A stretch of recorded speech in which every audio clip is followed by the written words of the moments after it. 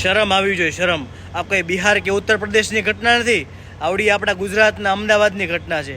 પહેલા આવડા વિડીયો જોઈ લો, પછી એની વાત કરીએ ડિટેલમાં. એ લોકો મારતા હતા, એમની પાસે મોટા મોટા પેલું હતું, શું કહેવાય, લાકડા સળિયા, જે પેલું હોર્ડિંગ હોય ને એ બધું કાઢી નોર્મલ લોકોને મારવા માંડ્યા, બૂમા બૂમ કરવા, ગાળો બોલવા માંડ્યા. પોલીસ કલાક સુધી આવીને તને પટ્ટો કાઢ્યો, મને પટ્ટો લઈને સીધો માર્યો. આ જોઈને મેં બૂમો પાડી, એટલે મારો ભાઈ અને મારા પપ્પા આયા, તો એને મોટો ત્યાંથી પેવર લીધો, મારા ભાઈના માથે માર્યો, એને લોહી લુવાણ કરી દીધો. પછી મારા પપ્પા આયા, એને અહીંયા બધે નખોરિયા ભર્યા. પછી મેં એલિસ બ્રિજ પોલીસ સ્ટેશન ને ફોન કર્યો, તો એલિસ બ્રિજ પોલીસ વાળા આયા. 2 કલાક સુધી તો પહેલા એ લોકો આયા નહીં, પછી આયા, એટલે એ લોકો પોલીસ ના દેખતા મારામારી ચાલુ કરી. ખુલ્લા છરા લઈને દોડ્યા, ખુલ્લા છરા. અમદાવાદમાં, ઉત્તર પ્રદેશની વાત નથી થઈ રહી. હું આ બધા જોડે દોડી, એમાંથી 2-3 ભાઈઓએ મારી મદદ કરીને મને રેલવે સ્ટેશનની પાછળ સંતાડી દીધી કે બેન તમે અહીંયા રહી જાઓ, તમે અત્યારે સેફ નથી. પછી મેં મારા પપ્પાને ફોન કર્યો, હું આ લોકોની 10 જણની પ્રોટેક્શનમાં છાના માના ફોર્ચ્યુન હોટલ પાસે પહોંચી.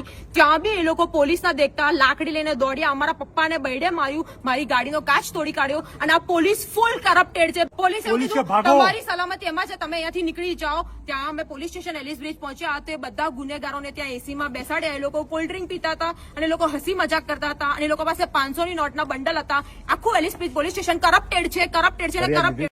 જોયું ને દોસ્તો, દિવસે ને દિવસે ગુંડારાજ વધતું રહેશે, દિવસે ને દિવસે. ક્યાં સુધી આ લોકોને આપણે સહન કરશું?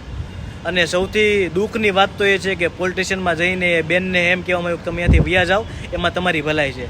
અરે નમા લાવો, તમારે બંગડી પહેરીને બેહી જવાય ઘરે. તમારાથી કામ ન થતા હોય ને તો ગુંડાઓ તમારામાં કાબુમાં ન લેતો હોય ને તો બેહી જવાય તમારે. આ સારા ઈમાનદાર પોલીસવાળાને ડાઘ લાગતો આ કિસ્સો બન્યો છે. મેં મારી લાઈફમાં આવો કિસ્સો મેં ક્યારેય નથી જોયો. મારે પ્રશાસનને ખાસ વિનંતી છે કે આવા અધિકારીઓને છોડવામાં ન આવે અને એમને કાયદેસરની કાર્યવાહી કરીને સસ્પેન્ડ કરવામાં આવે. અને બીજું કે આ જે ગુંડાઓ જે આવો હાવ તાનાશાહી કરીને પોતાના બાપનો રાજ્ય છે ને, એના ઉપર કાયદેસરની કડકમાં કડક સજા કરવામાં આવે. મારો વિડીયો સાચો લાગ્યો હોય ને તો શેર કરજો દોસ્તો. જય હિન્દ.